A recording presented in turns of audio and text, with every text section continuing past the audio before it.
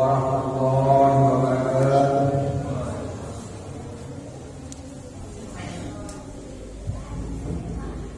Allahu Akbar.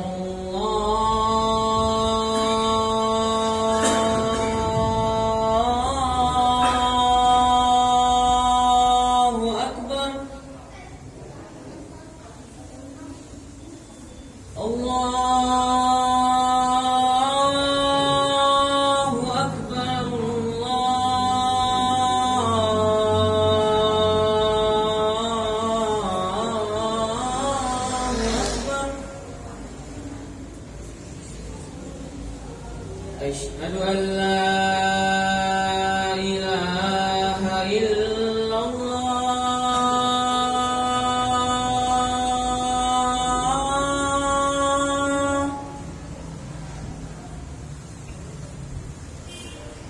Asyhadu an la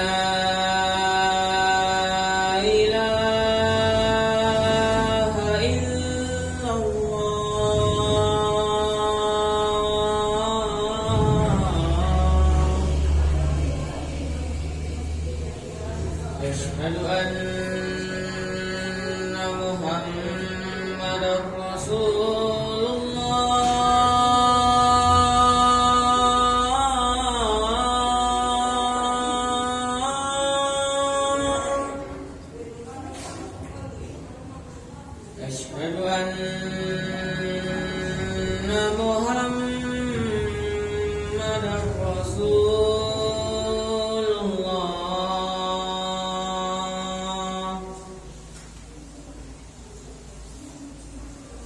Hayya 'alas salah.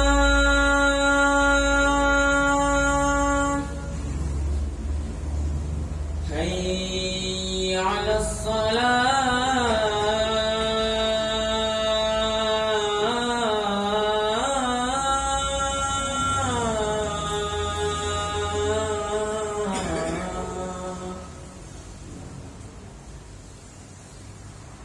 Hayya 'alal falah.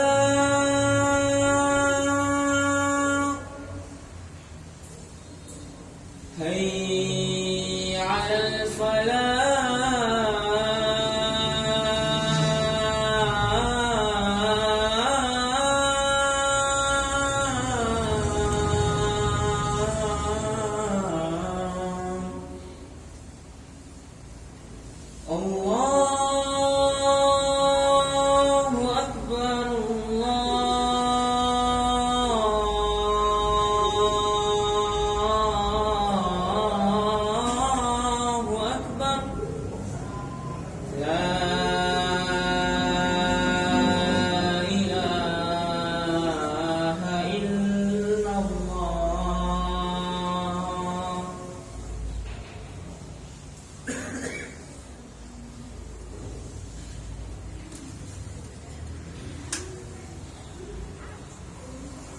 Innal hamdalillah nahmaduhu wa nasta'inuhu wa nastaghfiruh wa na'udzu billahi min shururi anfusina wa min sayyiati a'malina. Man yahdihillahu fala mudilla lahu wa man yudlil fala hadiya lahu. Asyhadu an la ilaha illallah wahdahu la syarika lahu. Iyyaka na'budu wa iyyaka nasta'in. Wa asyhadu anna Muhammadan abduhu wa rasuluhu alladzi la ilaha. Allahumma shalli wa sallim wa barik ala nabiyil karim sayyidina wa maulana Muhammad wa ala alihi wa sahbihi wa man tabi'ahum bi ihsan ila yaumil qiyamah. Allah Ta'ala fi kitabihil karim. A'udzu billahi minasy syaithanir rajim. Ya ayyuhalladzina amanu taqullaha haqqa tuqatih wa la tamutunna illa wa antum muslimun. Subhanallahul azim. La haula wa la quwwata illa billahil aliyyil azim. Hadirin jemaah Jumat yang dirahmati oleh Allah Subhanahu wa taala.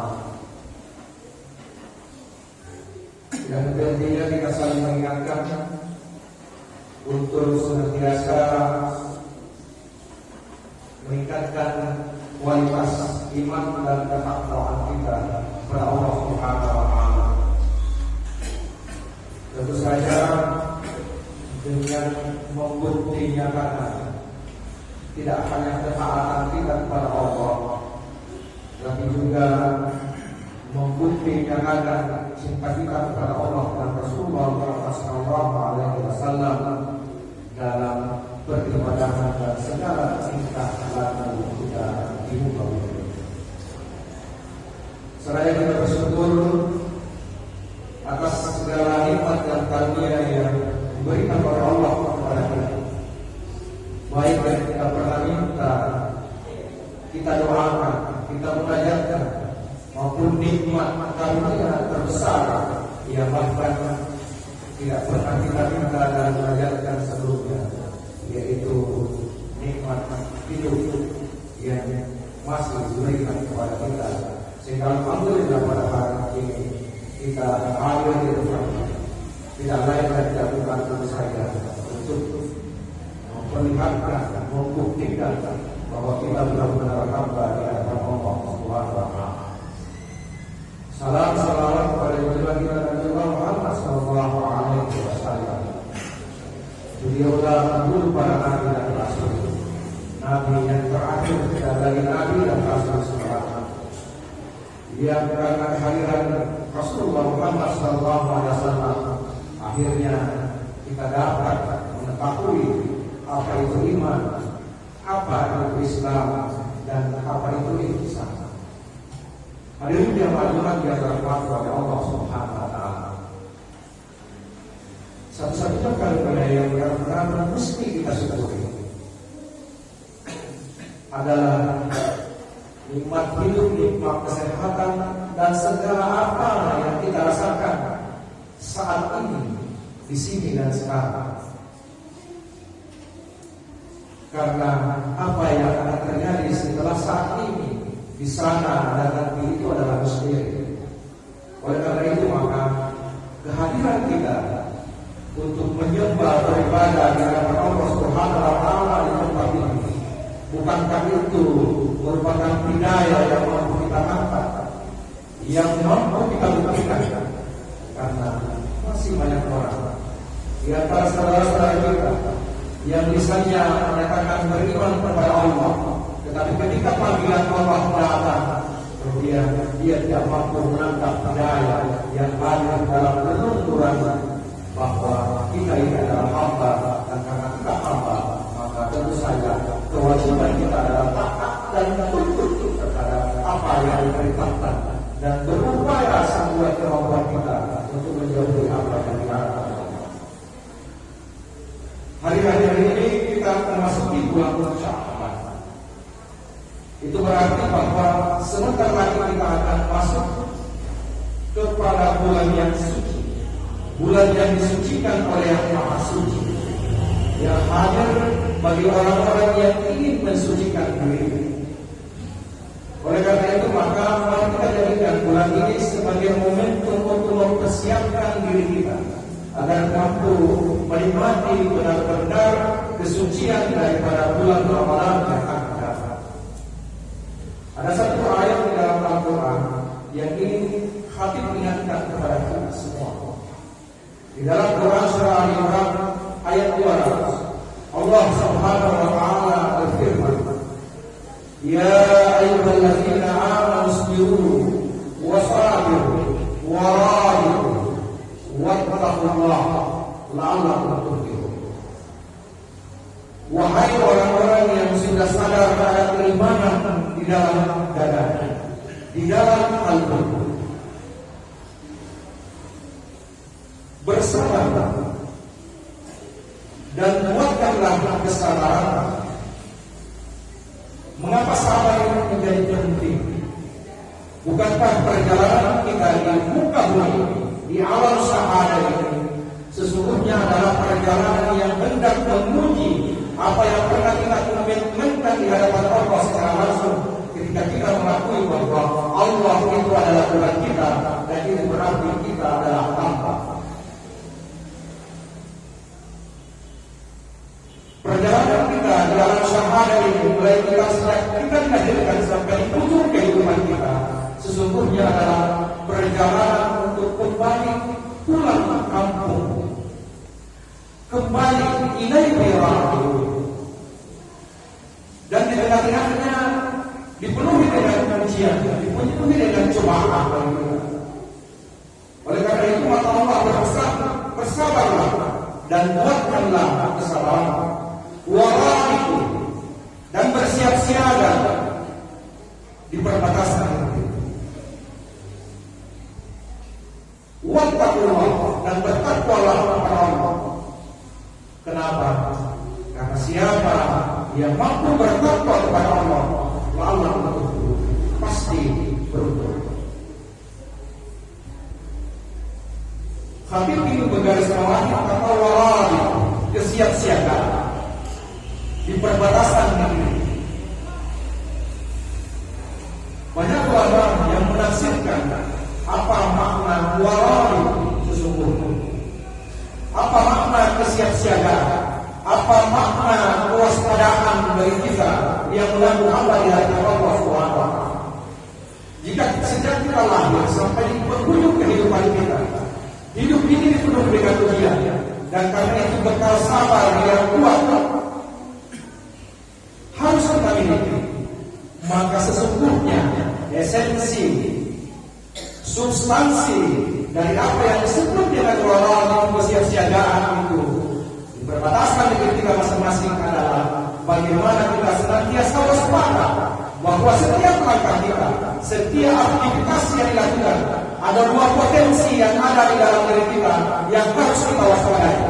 Yang mana yang akan kita pilih? Apakah jalan hitam, jalan kesesatan, atau jalan ketakwaan? Wa nafsin wa ma sawaha fa'alhamaha fujuraha wa taqwaha qad aflaha man zakkaha wa qad khaba man dassaha. Dan demi jiwa serta penyempurnaan, maka aku lihatkan kepada jiwa itu dua potensi yang sama besar.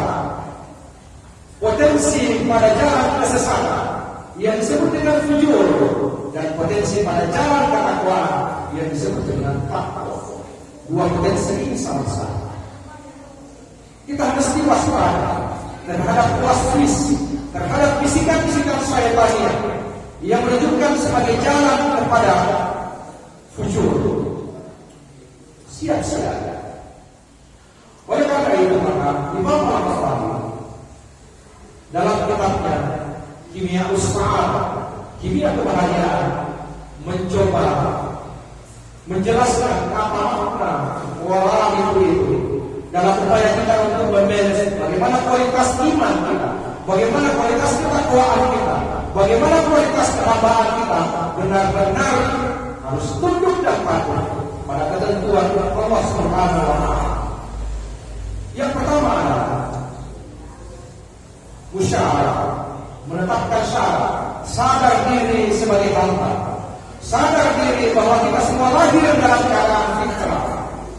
Kullu mauludin yuladu 'ala al-fitra. Semua manusia lahir ke muka bumi ini dalam keadaan fitrah. Fitrah tidak bisa hanya dimaknai bahwa dia suci, dia putih bersih, dia belum tahu apa-apa. Tetapi jauh dari itu, hakikat fitrah itu bahwa kita semua terlahir sebagai makhluk yang bertauhid, sebagai makhluk yang memegang teguh kalimat la ilaha illallah. Ini adalah esensi utama dari apa yang disebut dengan fitrah. Kemudian kita diberikan amanah oleh Allah Subhanahu wa Ta'ala untuk hadir di muka bumi ini. Wa ma khalaqtul jinna wal insa illa liya'budun. Tidak aku ciptakan jin dan manusia. Tujuan kita di muka bumi ini adalah untuk beribadah.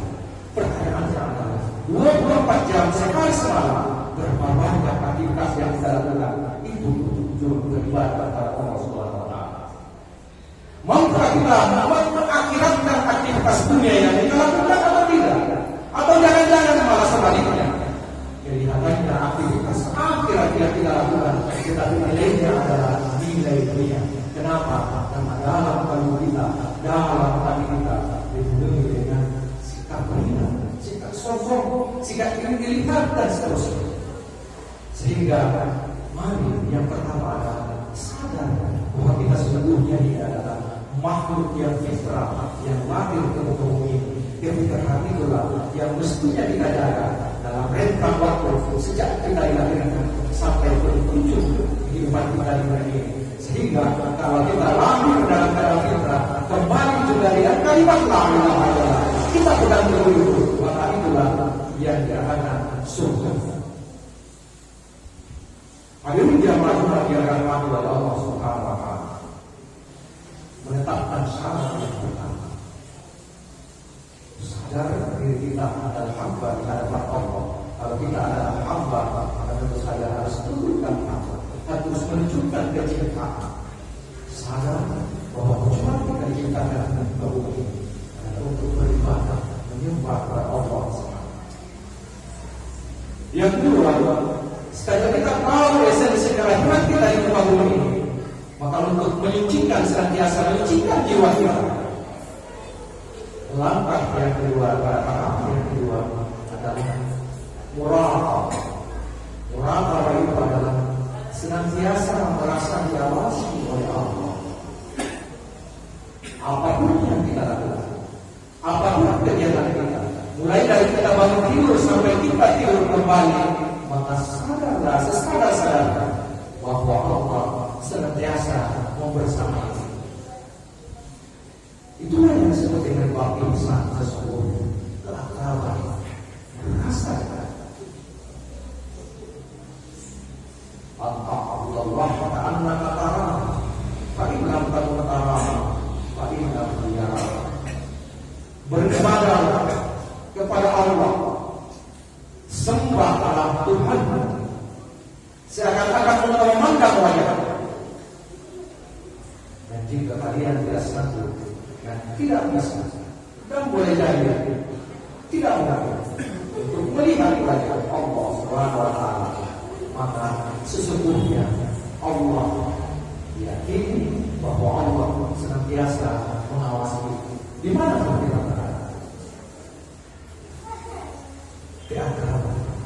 Kalau kita sudah tahu esensi kelahiran kita di dalam bumi ini, lalu aktivitas yang dari perjalanan kehidupan kita di dunia ini sudah senantiasa akrab, sudah senantiasa merasa dekat dengan Allah, maka apapun aktivitas yang kita lakukan, apakah aktivitas itu adalah aktivitas untuk kehidupan keduniaan kita, maka pasti semuanya berada dalam bingkai bahwa Allah meridai apa yang kita lakukan. Mulai kita melakukan sesuatu, pasti kita mulai dengan asma Allah. Pasti nawaitu kita adalah nawaitu tujuan beribadah kepada Allah. Itulah esensi masuk dengan bagaimana ada aktivitas yang kita lakukan, tetapi nilainya adalah nilai kufral, mengakhiratkan aktivitas itu, bukan sebaliknya. Aktivitas yang kelihatannya akhirat yang kita lakukan, ibadah, salat, puasa, zakat dan seterusnya, tetapi di dalamnya kita hanya penuhi dengan riya, takabur, sombong, sumpah dan seterusnya yang menjadi hati. Aktivitas akhirat yang tidak ada yang kita lakukan, tetapi nilainya hanya nilai. Kemudian yang ketiga, dari jamaah Jumat yang dirahmati oleh Allah, setelah tahu syarat tujuan menciptakan dari kaum, senantiasa merasa akrab kita ini adalah manusia biasa, tidak luput dari kesalahan, tidak luput dari perbuatan maksiat, dosa dan seterusnya. Maka langkah yang ketiga atau langkah yang ketiga dalam upaya kita untuk menyucikan jiwa kita, mempertahankan kualitas keimanan dan ketakwaan kita kepada Allah Subhanahu wa taala. Yang ketiga adalah dengan muhasabah. Sisihkanlah waktu kita dalam sehari semalam, dalam 24 jam, mungkin 15 menit, mungkin 1 jam dan seterusnya untuk muhasabah. Ikra kitabaka kafa bi nafsika al-yawma 'alaika hasiba. Bacalah kitabmu, karena yang tahu benar tentang dirimu sendiri adalah engkau sendiri. Apakah kitab itu harus kita tunggu nanti di akhirat lalu kita berbuat diserahkan dari anak-anak ke orang tua. Lalu bagaimana upaya kita untuk membaca kitab kita masing-masing? Bukan dalam hadir yang mana dari rahmat Allah. Aktivitas yang kita lakukan itu sesungguhnya adalah sedang meminta, sedang menulis kitab kita masing-masing, sedang menulis laporan kita masing-masing yang diambil adalah agar kita bertanggung jawab di hadapan Allah Subhanahu wa Ta'ala. Ibaratnya ada orang yang mau ujian, kalau nanti di hadapan penguji baru dia buka kitab, dia baca aturan, maka tidak ada lagi waktu untuk melakukan perbaikan. Maka mari kita sisihkan waktu kita untuk membaca kitab kita masing-masing supaya tidak terlupa. Maka satu kali dalam satu hari kita berpuasa menerawang apa yang kita lakukan tadi. Adakah yang kita lakukan itu berpotensi untuk kita memperoleh Allah? Kalau ada, maka tentu saja Allah harapkan kita akui diri kita itu lemah, kita akui perbuatan dosa itu dan mohon ampun kepada Allah. Bukankah kita ulang dan kita boleh lagi ulang Allah sehingga ada doanya yang terkenal. Rabbana zalamna anfusana. Wahai Rabbku, aku benar-benar kalau mensadari diriku. Karena Allah adalah Tuhan. Karena kita adalah manusia biasa, tidak luput dari salah dan kemaksiatan. Siapa pun. Oleh karena itu hadirin jemaat Jumat yang dirahmati oleh Allah. Setelah yang ketiga itu, maka keempat tahapnya adalah dengan jamaah bersungguh-sungguh menunjukkan ketaatan. Bahkan bukan sekedar ketaatan, tetapi memang benar-benar kita cinta ini kembali pulang kepada Allah Subhanahu wa Ta'ala dengan membawa fitrah yang kita bawa sejak lahir. Kemudian fitrah itu yang kita bawa kembali. Mudah-mudahan Allah Subhanahu wa Ta'ala rahmat kepada kita, memberikan keberkahan, keberlimpahan, kesehatan dan komitmen yang kuat terhadap iman dan takwa Tuhan, sehingga kita mampu menjalani sisa-sisa kehidupan kita di dunia ini dengan sebaik-baiknya. Ya Allah, barakallahu li wa lakum fil Qur'anil Karim wa nafa'ani wa iyyakum bima fihi min al-ayati wa dzikril hakim wa taqabbal minni wa minkum tilawatahu innahu huwal ghafurur rahim.